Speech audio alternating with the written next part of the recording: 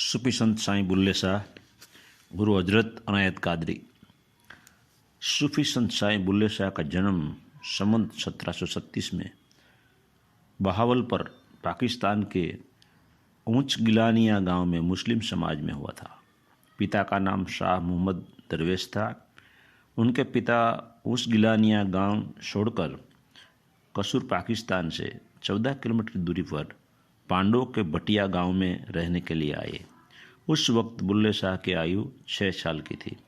यह गांव संवत 2003 ईस्वी सन 1947 के पहले भारत की भूमि पंजाब में आते थे।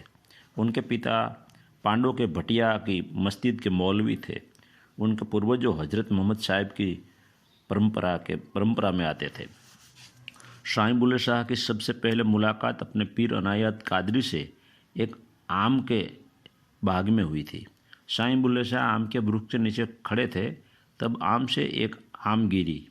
पीर अनायत कादरी माली थे। उसने बुल्ले शाह से कहा, तेरा नाम क्या है और क्या चाहते हो? बुल्ले शाह ने प्रत्युत्तर दिया, मेरा नाम बुल्ला है और खुदा के दर्शन करना चाहता हूँ। अनायत कादरी ने कहा, नीचे मत गिर, ऊपर उठ, मेरे सामने देख। मन बाहर भटक रहा है, उसे अंदर खुदा के नाम में जोड़ दे। बुल्ले शाह ने हजरत अनायत कादरी के सामने देखा। एक प्रेम का सागर लहराते उनकी आंखों में देखा। बस बुल्ले शाह वो माली हजरत अनायत कादरी के प्रेमी हो गए। बाद में साईं बुल्ले शाह हजरत अनायत कादरी के शिष्य भी हो गए। उनके पीर निम्न जाति के अराय यानी कि माली समाज के थे। एक विद्वान सैयद का लड़का जो कि हजरत मोहम्मद की परंपरा के थे, वो एक निम्न समाज के माली को अपना मुर्शिद बनाकर खुद मुरीद यानी कि शिष्य हो गए। बुल्ले शाह ने अपने कुल को लाशन लगाया। उनके पिता मौलवी यानी कि धर्मगुरु थे। उनके लड़के को अन्य मुर्शिद के मुरीद होने की क्या ज़रूरत थी? उनके पिता बहुत नाराज़ हुए। बुल्ले शाह को बहुत निंदा का सामना करना पड़ा। वो डिगे नहीं। बुल्ले शाह कहते थे, मेरा मुर्शिद यानी मेरा गुरु ही मेरा खुदा है। एक बार बुल्ले शाह के कुटुंब में शादी थी। उस शादी में आने के लिए मुर्शिद अनायत कादरी को निमंत्रण दिया गया। मुर्शिद अनायत कादरी ने एक गरीब शिष्य को शादी में अपना प्रतिनिधि की हैसियत से भेज दिया। बुल्ले शाह शादी की तैयारी और कौटुंबिक कामकाज में थे, इसलिए जो अपने गरीब गुरु भाई की सार संभाल नहीं कर पाए। शादी के बाद मुर्शिद अनायत कादरी को यह बात का पता चला। बुल्ले शाह को गरीब अमीर का भेदभाव मिटाने के लिए बोध कराना और मुर्शिद यानी सदगुरु का क्या मूल्य है वह समझाने के लिए उनके मुर्शिद अनायत कादरी ने एक नाराज़गी का नाटक किया। अपने शिष्य को कहा, जब बुल्ले शाह मुझे मिलने के लिए आए तब उनको कहना कि मुर्शिद आपका मुंह देखना नहीं चाहते, इसलिए तुम मुर्शिद से मिल नहीं सकते। बुल्ले शाह सदगुरु की नाराज़गी का मतलब समझ गए। बुल्ले शाह ने सदगुरु के दर्शन के लिए एक रास्ता खोज लिया। उनको पता था मुर्शिद अनायत कादरी नृत्य और संगीत के शौकीन थे। बुल्ले शाह उर्स में स्त्री का दरवेश धारण कर सूफी संत की मजार पर मुजरा करने जाने वाले समूह के में शामिल हो गए। जो धंधादारी कलाकार थे वो तो नृत्य गान से थक कर बैठ जाते थे। बुल्ले शाह महिला के वेश में कलाकों तक नाचते रहे, रोते रहे। मुर्शिद अनायत कादरी ने देखा महिला के दरवेश में यह जो बुल्ला है। उसने कहा, अरे तुम बुल्ला है? बुल्ले शाह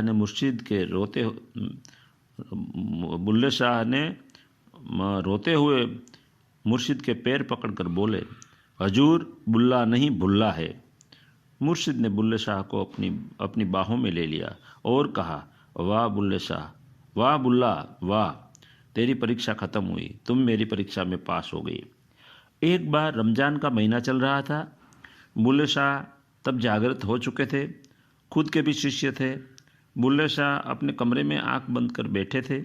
बाहर अपने शिष्य गाजर खा रहे थे। रमज़ान मास में मुस्लिम लोग रोज़ा यानी कि उपवास रखते हैं। बुल्ले शाह के शिष्यों को गाजर खाते देखकर रोज़ा रखने वाले लोगों ने कहा, रमज़ान मास में रोज़ा के समय तुम गाजर खा रहे हो, तुम कौन हो? शिष्यों ने प्रत्युत्तर दिया, हम मुसलमान हैं। रोज़ा रखने वाले लोगों ने शिष्यों से गाजर छीन लिया और मारा। उन लोगों ने कहा, रमज़ान मास में यह मुस्लिम होकर गाजर खाते हो? इसका मुर्शिद कैसा मूर्ख होगा। रोज़ा रखने वाले लोगों ने शिष्य से कहा, तुम्हारा मुर्शिद किधर है? शिष्यों ने कहा, अंदर कमरे में है। रोज़ा रखने वाले लोग कमरे में जाकर पूछने लगे, तुम कौन हो? मुस्लिम हो? बुल्ले शाह ने कंधे बिचकाए, कुछ बोले नहीं। 2-3 बार बुल्ले शाह से लोगों ने प्रश्न किया। बुल्ले शाह मौन रहे और कंधे बिचकाए।